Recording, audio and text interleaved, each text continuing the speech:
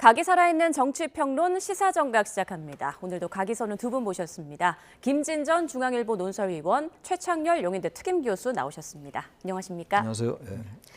자, 헌법재판소가 어제 10차 변론을 끝으로 이제 증인 신문을 모두 마무리했는데요. 두 분 모두에게 먼저 좀 여쭤볼게요. 어제 변론에서 가장 중요한 부분 뭘로 좀 꼽으시나요? 어제 한덕수 총리하고 조지호 경찰청장 그리고 이제 홍장훈 전 국정원 1차장이 나왔는데 이 세 사람의 어제 증언에서 저는 거의 이 헌재의 이 탄핵 심판의 쐐기가 박아진 것 같아요.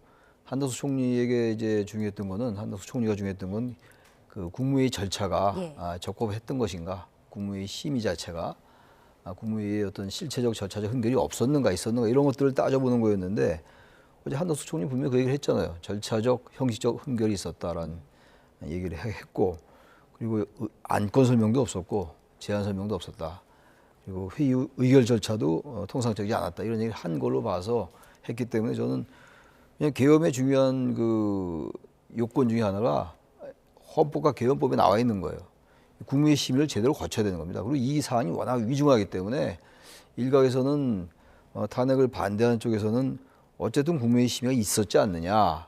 이렇게 중차대한 걸 저렇게 국무회의 심의를 저렇게 하는 게 아니죠. 안건도 없고 개의 설명도 없었고 어떤 사람들은 회의록이 중요하지 않다고 얘기하는 사람도 있어요. 부서는 나중에 하면 된다고 합니다만 그 자리에 그 행정안전부의 의정관도 없었어요. 국무회의 간사거든요. 그런 걸 어제 얘기한 겁니다.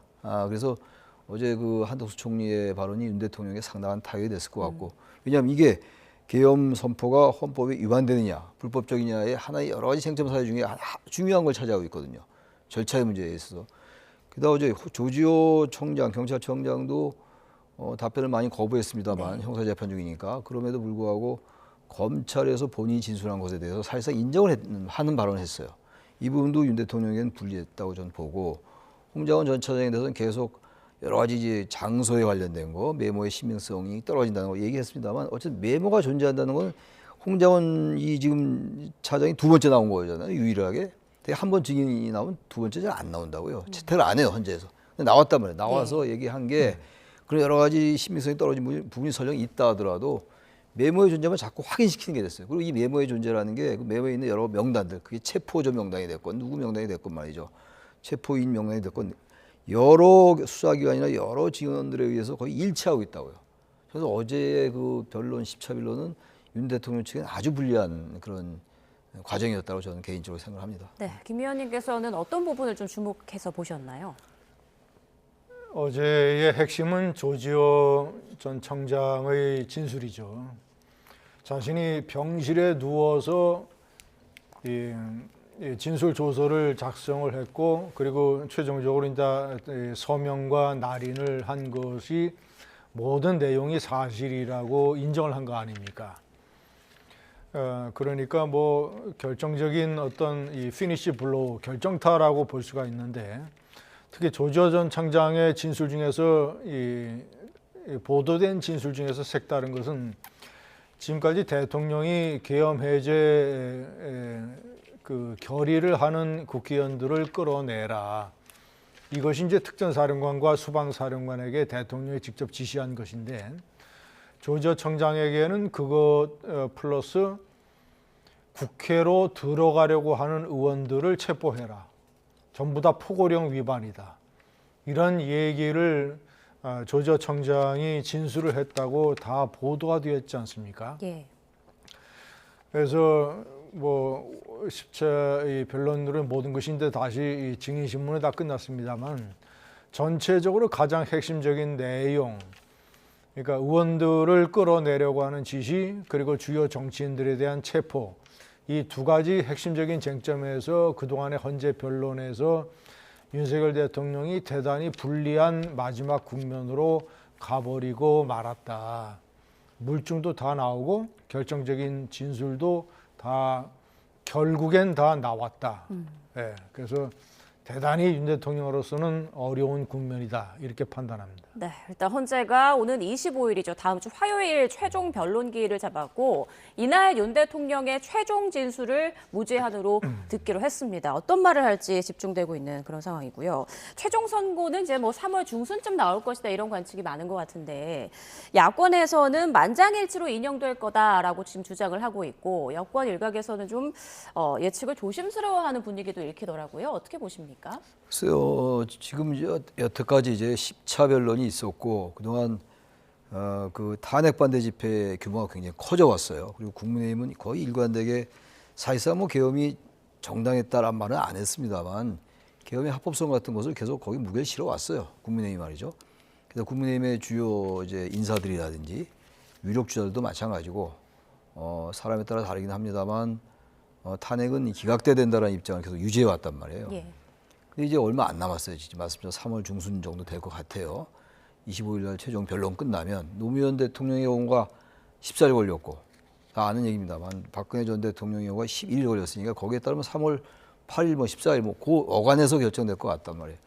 그래서 여기서 뭐 예측을 쉽게 하기는 어려운데 예. 제가 볼 때는 저의 개인적으로 어떻게 될 거냐 물으시면 제가 볼 땐 아무리 여러 가지 지금 이 변론기일에 수많은 주장들이 나왔고 수많은 반대 신문 또 거기에 대한 또 반박이 나오고 그랬습니다만 많은 국민들의 의견이 갈리고 있는 것도 사실이고 말이죠.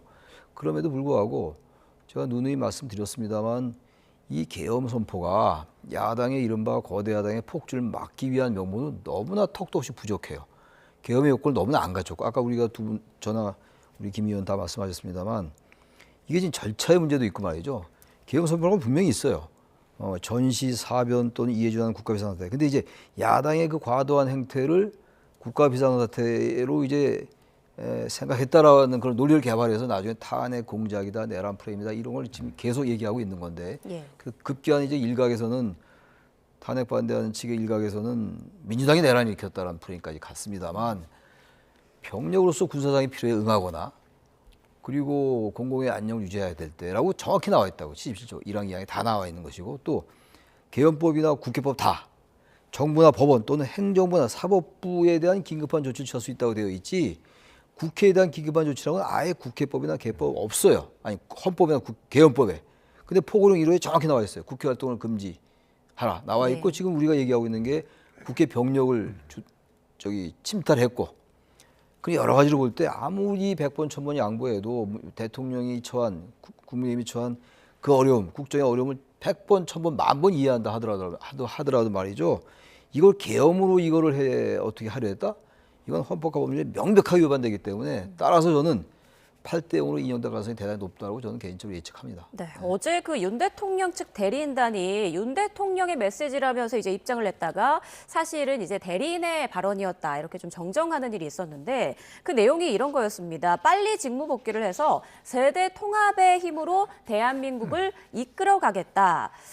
글쎄요, 대통령의 의중도 좀 비슷하지 않을까 싶기도 하고요. 대통령이 지금도 탄핵 기각을 확신하고 있을까요? 어떻게 보십니까?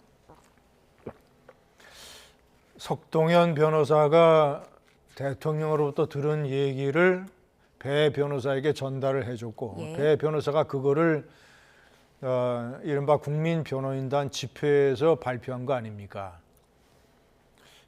그런데 저는 뭐 그 마지막 그 어떤 윤석열 대통령을 지지하는 강경 보수 세력에 대한 일종의 메시지용이라고 봅니다. 정치적 메시지다. 정치적 메시지고 예. 실질적으로 제가 판단할 때는 윤석열 대통령과 윤석열 대통령 대리인단 모두 탄핵이 인용돼서 대통령직에서 파면될 것이라는 것을 지금쯤은 거의 다 마음속에 굳히고 있다고 저는 판단을 해요. 네. 왜냐?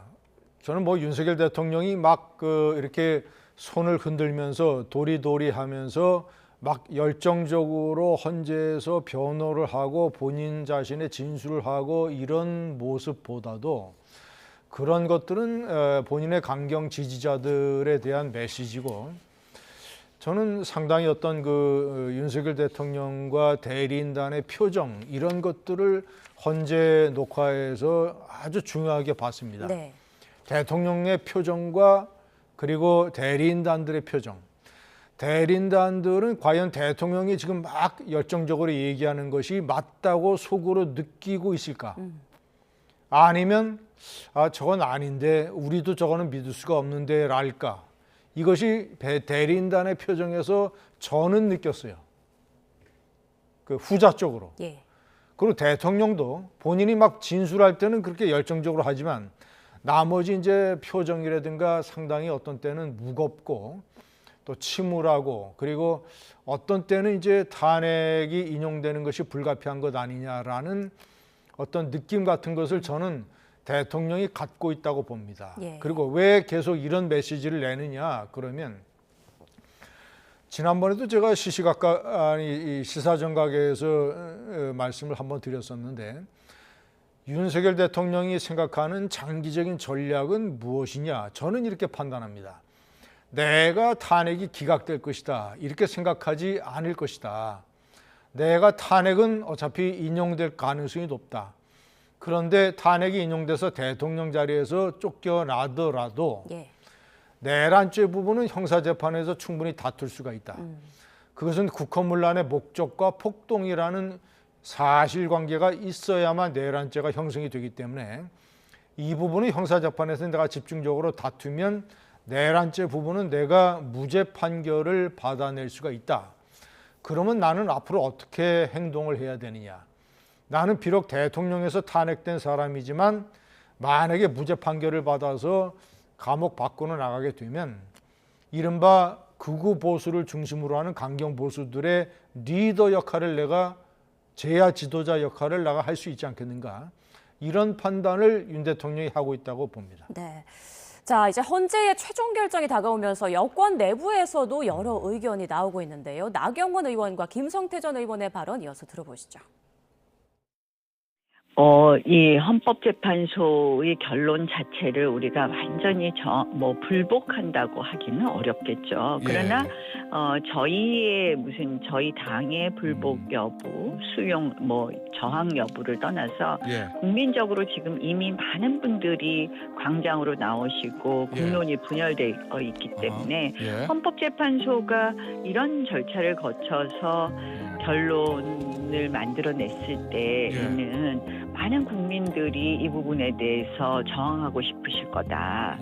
이런 생각은 듭니다. 그 1593년 진주성을 함락시킨 당시의 일본 내장 게아무라 로크스케를 끌어안고 그 푸른 물길 진주 난강에 그 몸을 던진 그 농계 그런 희생이 사실상 그 이순신의 장군 그 진인사 대천명 이런 내용들이 풍전도가 조선을 살렸지 않습니까? 예, 논계는 대통령이라고 하면 그럼 대통령이 끌어안고 남강으로 뛰어내야 되는 대상은 누굽니까? 과도한 입법 권력으로서 윤석열 정부의 정상적인 국정 운영을 어렵게 만든 그 장본인.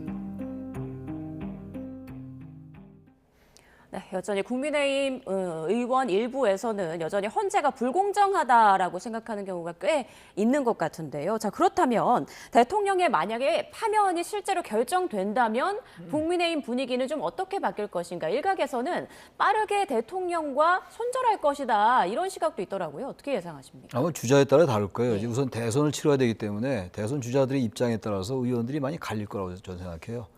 그럼에도 불구하고 지금 나경원 의원도 말을 대단히 애매하게 하잖아요. 최근에 말한 것과 또 달라졌어요.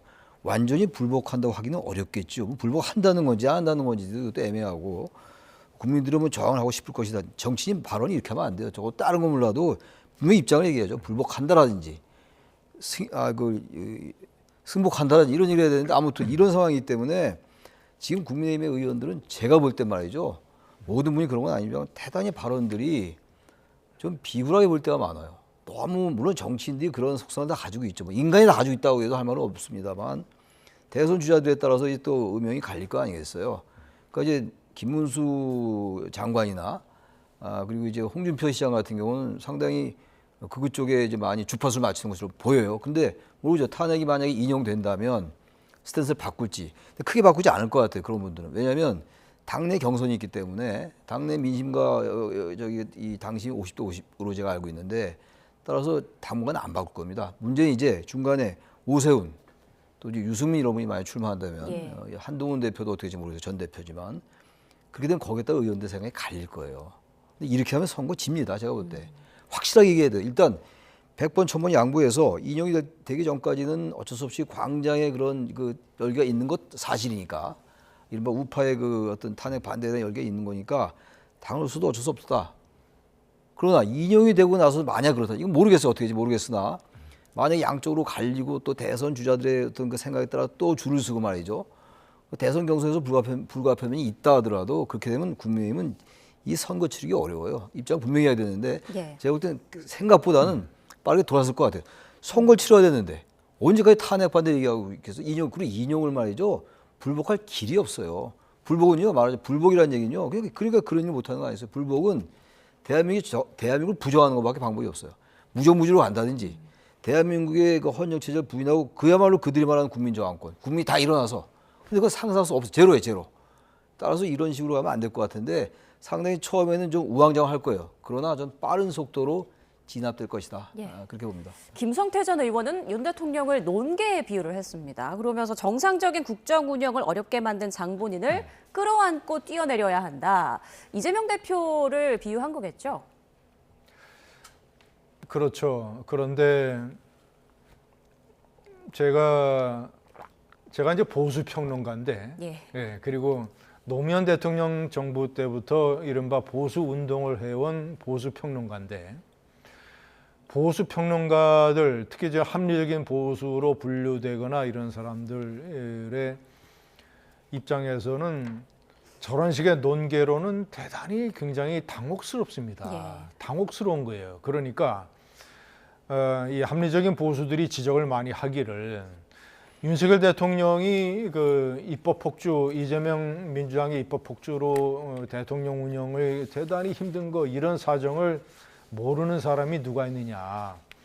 그러면 끝까지 거부권을 50번, 100번이라도 사용을 해서 잘못된 법안에 대해서 저항을 하고 그리고 야당이 29번이나 탄핵 소추를 발의한 것에 대해서 기자회견이나 대국민 호소를 통해서 대통령이 계속 국민들에게 호소를 하고 그리고 이진숙 방통위원장 탄핵 기각된 사례에서 보듯이 그렇게 헌재가 현명하게 탄핵 기각을 계속 내리게 되면 많은 국민들이 야당이 잘못하고 있는 것을 자연스럽게 알게 된다.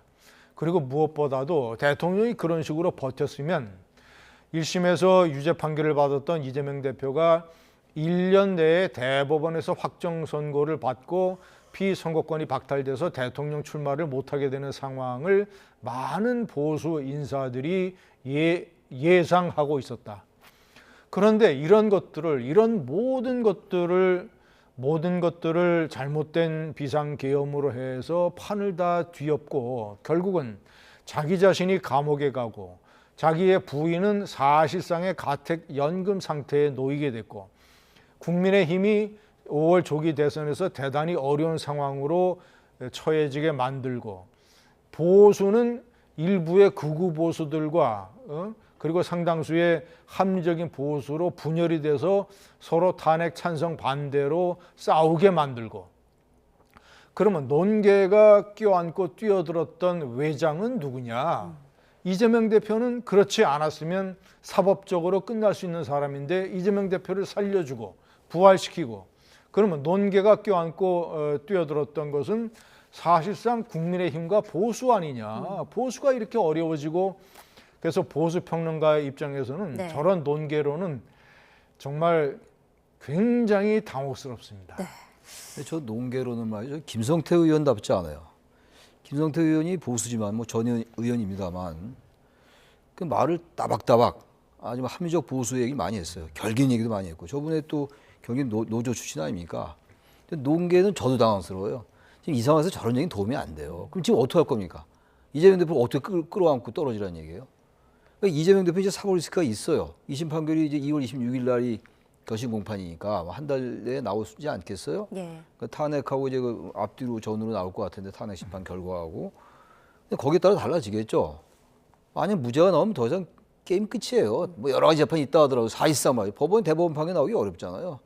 그런 상황이 있더니 이걸 지켜본 수밖에 없고 이걸 다 저도 이건 제가 또 첨언을 해야 되겠어요. 지금 충분히 말씀하셨습니다만 예. 이걸 완전하게 자초한 게 윤 대통령이에요. 그리고 국민의힘이 그 이후에 보인 행태도 너무나 부족했어요. 물론 결과 어떻게 날지 모르겠습니다만 근데 저렇게 중진이란 분이 그래도 상당히 이 보수 내에서는 합리적 보수란 평을 듣던 분인데 저는 밑도 끝도 없이 논개가 돼서 이재명 끌어가고 떨어져 이럴 수 있어요. 양쪽에 적대 세력이었기 때문에 대한민국 정치가 너무 비정상적으로 갔다. 적대 정치가 너무 광화되어 오고 심화되어 왔다라고 해서 그런 얘기를 할 수 있으나 저 밑도 끝도 없이 방송에 나와서 논개처럼 끌어가느라 저도 좀 당황스럽습니다. 네. 자, 김성태 전 의원의 논개론에 대해서는 두 분 모두 비판적인 의견을 내주셨습니다. 저기 괜찮으면 제가 이 기회에 짧게 네. 하나만 좀 덧붙이고 짧게 싶은데 부탁드립니다. 예. 차제에 정말 보수 평론가로서 요즘처럼 이 참담한 심정이 드는 세월이 없는데 차제의 보수가 완전히 개편이 돼야 됩니다.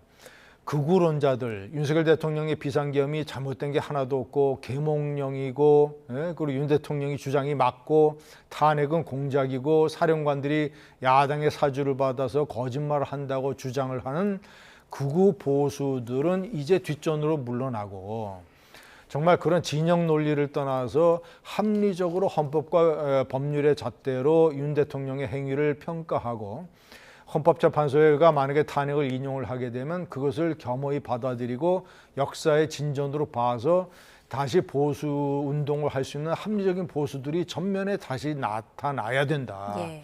그래서 대통령 선거를 통해서 이제 최종적으로는 국민들이 선택을 하겠지만 그래도 합리적인 보수가 보수의 어떤 전면에 나서서 대통령 선거를 치르면서 마지막으로 국민들에게 호소할 수 있는 상황이 돼야지 저런 논개론을 가진 어떤 극우적인 주장을 하는 것은 한국의 보수의 발전에 전혀 도움이 되지 않는다. 네, 알겠습니다. 보수가 완전히 개편돼야 한다 이런 주장해 주셨습니다. 자, 그런데 조기 대선에 가장 큰 변수가 생겼죠. 바로 명태균 게이트인데요. 명태균 씨의 변호인이 어제는 이런 주장을 했습니다. 듣고 오시죠.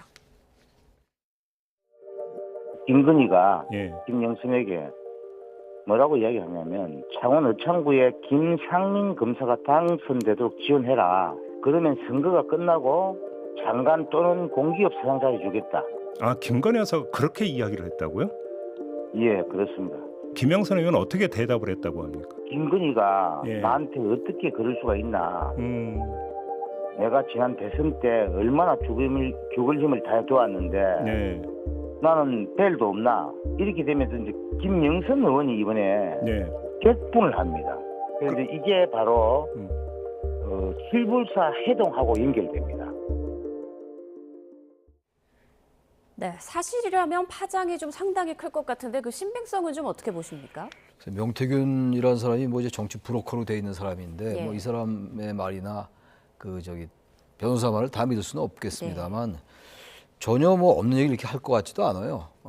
근데 지금 이 부분에 대해서는 또 이 반박을 이쪽에서 하고 있으니까 그리고 실부사 회동이 나중에 이제 불발된 게 그 김상민이라는 사람 검사 예. 공천을 못 받았잖아요. 네. 그래서 이제 그게 폭로가 의미 없으니까 이 칠부사 회동이 이제 무산된 거예요. 말하자면 그런 얘기 다 알고 있는 거고 명태균 게이트라는 게 이제 그동안 정치권을 뜨겁게 달구다가 계엄 직전까지만 해도 그러다 계엄 이후에 11월 3일 이후에 이제 완전히 사라졌다가 다시 서서히 스멀스멀 나타나는 건데 이것뿐만이 아니라 지금 일단 이 여권에는 지금 이 뭡니까 오세훈 서울시장, 홍준표 대구시장 얘기가 계속 이들이 주장하고 있는 거 아니에요? 사기죄로 고발하겠다, 뭐 정치장부 고소하겠다 이런 얘기인데 이게 얼마나 신빙성 있는지 모르겠습니다만 전혀 없는 얘기가 아니라면 이건 타격이 있을 것 같아요. 예. 국민의힘이 가뜩이나 지금 어려운 상황인데 물론 어려운 상황을 자초했습니다만 그 상황 속에서 이런 명태균 게이트가 계속 쟁점이 된다는 것 자체가 네.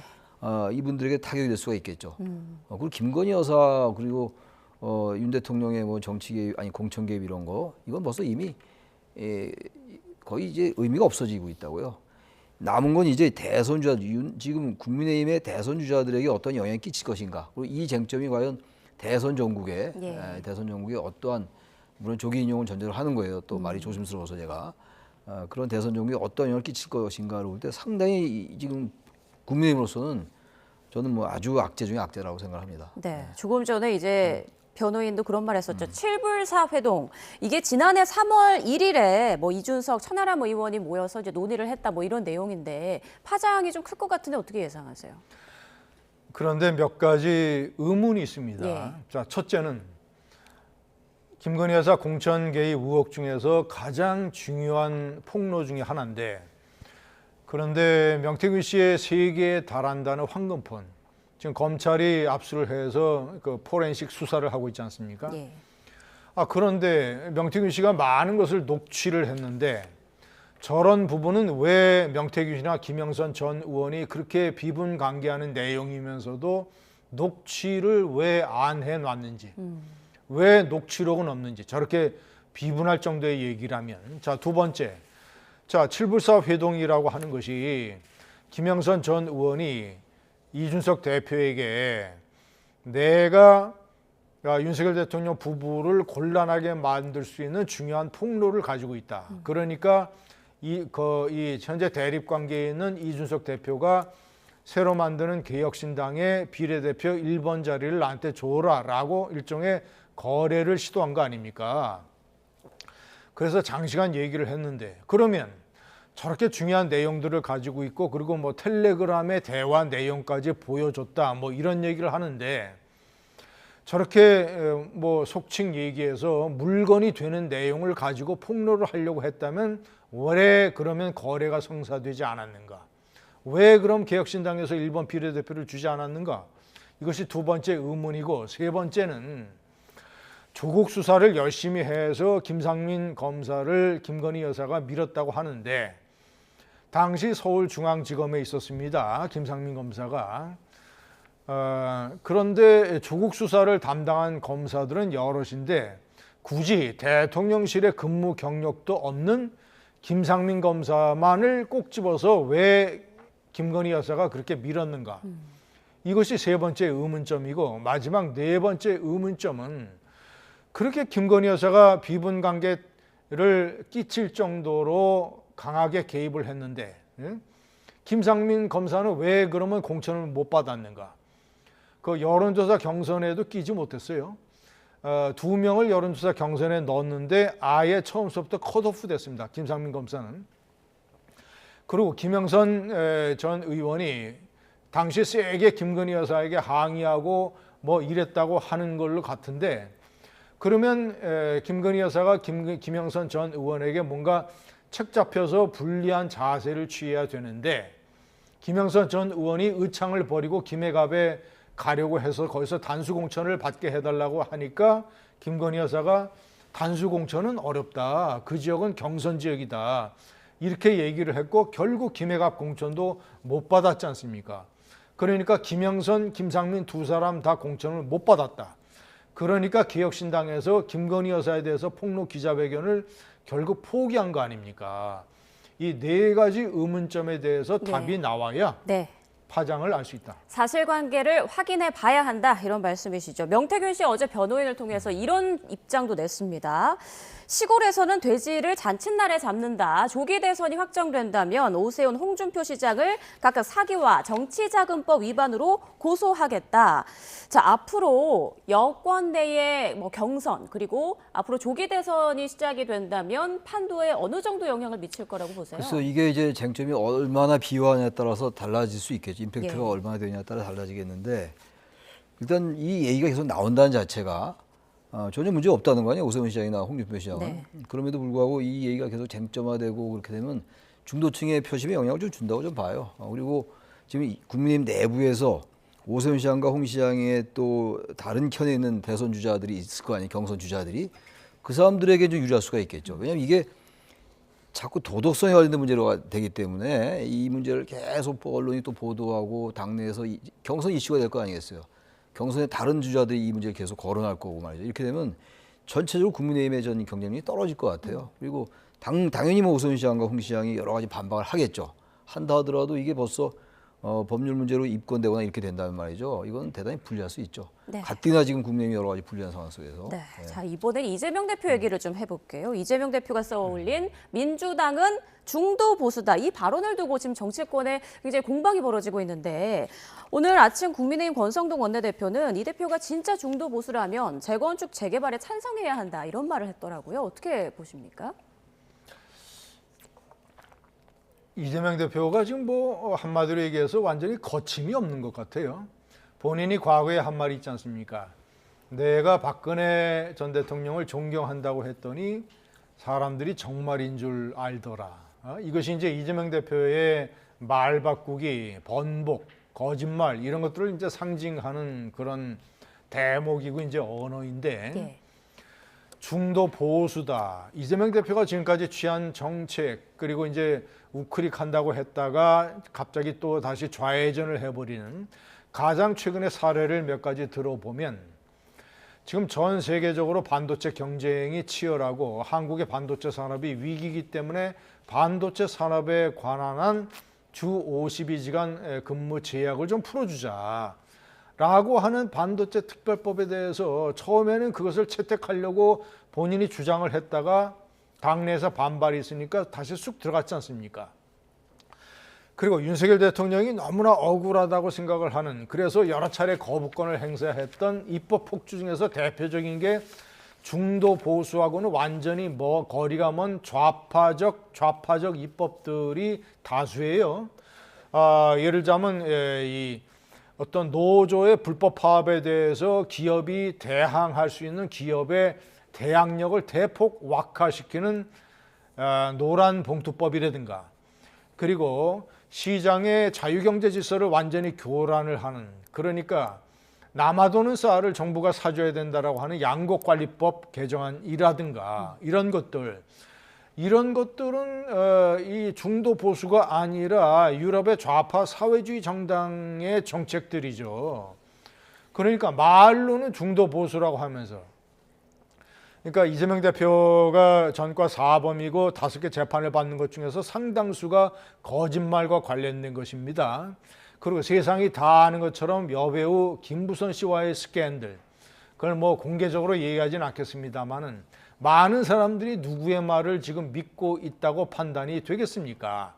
이런저런 거 다 떠나서 이재명 대표를 가장 걱정하고 경계하는 언론이 표현하는 이재명 포비아, 이재명 공포, 이재명 경계심 이런 것의 핵심이 지금도 말을 저렇게 손바닥 바꾸듯이 바꾸는 사람인데 대통령이 되면 그렇지 않아도 국회가 입법 권력을 가지고 있는데 대통령이 거부권을 행사할 리도 없는데 그러면 지금까지 얘기했던 거 전부 다 말 뒤집고 중도 보수는 무슨 중도 보수 다시 이제 좌파 정권으로 돼서 좌파적 정책을 밀어붙일 것 아니냐라는 것이 이재명 포비아의 핵심이다. 네, 자 대통령의 탄핵 심판 정국 그리고 이재명 대표의 발언 이런 논란들이 나오는 가운데 자 지금 민심은 어떤지 오늘 나온 갤럽 여론조사 결과 한번 보도록 하겠습니다. 먼저 정당 지지율부터 보겠습니다.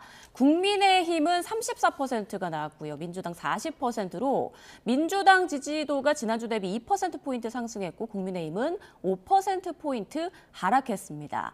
자 다음 차기 대선 주자 지지율도 확인해보죠. 이재명 대표가 34%, 김문수 장관 9%, 홍준표 시장 5% 이어가고 있습니다. 자, 다음 대통령 선거 결과에 대한 기대인데요. 현 정권 유지, 여당 후보 당선에 찬성한다 37%, 정권 교체에는 53%가 찬성한다라고 응답을 했습니다. 자, 마지막으로 대통령 탄핵 심판에 대한 여론도 보겠습니다. 탄핵 찬성이 60%, 반대가 34%로 나왔습니다.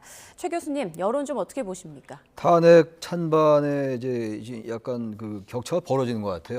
처음에 완전히 벌어져 있다가 예. 좁혀지고 그랬었는데 서서히 탄핵 심판이 이제 종국 결정으로 가는 이런 상황에서 탄핵 찬성과 반대가 벌어지는 거하고 또 하나 여기 지금 국민의힘과 민주당 지지율도 이것도 좀 바뀌었어요. 좀. 네. 국민의힘 지지율이 높았어요 대체적으로 다른 여론조사 기관도. 근데 이것도 지금 민주당이 높게 나왔고 또 이 지금 차기 대선 주자 지지율 보니까 다 합쳐 보니까 지금 유보층들이 많아요 여전히. 지금 이재명 대표가 압도적으로 높긴 높은데 김문수, 홍준표, 한동훈, 오세훈 다 더한 다음에 나중에 빼보니까 지금 여전히 30% 내외예요. 유보층이 많다는 얘기예요 그만큼. 예. 그러니까 여전히 중도층을 두고 싸움을 해야 된다는 게 드러나는 것이고 그 정권 교체와 정권 유지 이거는 당연히 이제 탄핵 찬반과 연계돼 있다고 봐야 되겠죠. 그러니까 당연히 정권 교체 여론이 높은 건데 아까 이제 그 말씀 잠깐 드리고 넘어가야 될 것 같아요. 이재명 대표의 그 말, 그 말씀은 저는 이게 지금 보세요. 여기서 다 우리가 얘기한 겁니다만 국민의힘이 지금 이번 탄핵 국면에서 앞으로 어떤 행보를 볼지 모르겠는데 그 울트라 익스트림 라이트로 완전히 몰려가고 있어요. 몰리는 게 아니고 민주당이 모든 게 아니라 스스로도 그걸로 찾아가고 있다고요. 다시 말하면 아주 궁벽한 저 극우의 저 음습한 대로 자꾸 가고 있는 거예요. 보수가 아닌 거죠, 이건. 아까 우리 김진영이 잘 설명한 것처럼 보수가 아니에요, 거기는. 근데 왜 자꾸 궁벽한 그 우쪽으로 가냐고요.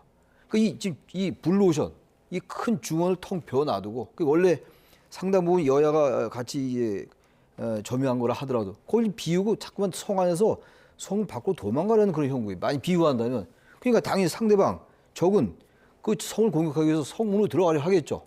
그게 중도 보수론이 나온 거예요. 그래서 저는 이재명 대표의 과거의 그런 행태 오락하는 거 있죠. 최근에 반도체법에 관련된 이런 것도. 그러나 정치는 또 보기에 따라서 유연하게 대처하는 것도 정치예요. 문제는 이제 이재명 대표가 그간의 여러 이미지를 어떻게 부식하느냐, 어떠한 정책을 가지고 어떻게 이 실천에 나가고 담보에 나가느냐가 중요한 것이지. 네. 이거 이재명 대표가 과거에 그 김대중 전 대통령은 중도 우파라고 얘기도 했어요. 그리고 이 뭡니까 박근혜 대표 그 당시 2012년도에 경제 민주화라는 건 전형적인, 물론 헌법 119조에 보장되어 있는 얘기긴 합니다만 전형적인 그건 진보적 아젠다예요. 그거 차용해서 이겼잖아요. 이건 국민의힘이 스스로 못하는 걸 자책해야지. 물론 이제 국민의힘 그 비판하겠습니다만 중도 보수로 가겠다는 거 앞으로 정책을 보고 판단해야 된다. 그래서 저 자체를 비판하는 거는 동의하기 좀 어렵다. 네. 말씀드립니다. 마지막으로 김 의원님의 여론 추이 해석 좀 듣고 오늘 마무리해야 될 것 같습니다. 저는 뭐 간단하게 말씀드리면 윤석열 대통령에 대한 동정의 감정이 많이 사그러들고 있다. 그러니까 이 서부지법에 대한 어떤 판사 쇼핑, 그리고 우리법 연구의 판사들 성향, 좌편향 성향에 관한 논란, 그리고 체포영장 집행 과정에서의 여러 가지 충돌, 그때만 해도 윤석열 대통령의 동정 여론이 가장 최고조에 달할 때였어요. 특히 보수, 강경 보수들을 중심으로 해서. 그런데 왜 점차 이렇게 미끄러지듯이 줄어드느냐. 저는 헌법재판소의 변론 과정에서 윤석열 대통령의 태도와 진술이 상당 부분 영향을 미쳤다고 생각을 합니다. 예. 윤 대통령에 대해서 동정심을 가졌던 사람들 중에서도 아, 저건 아닌데 자꾸 이 시간이 지나다 보니까 점차 진실이 밝혀지고 물증이나 진술이 나오고 윤 대통령이 너무 벼랑 끝에 몰려서 너무 초조하게 막 하는 것 아니냐. 그래서 지금 감정이 줄어들고 현실로 돌아오고 있다. 네, 이렇게 봅니다. 알겠습니다. 자, 지금까지 김진전 중앙일보 논설위원, 최창렬 용인대 특임교수와 함께 전국 상황 짚어봤습니다. 고맙습니다. 고맙습니다.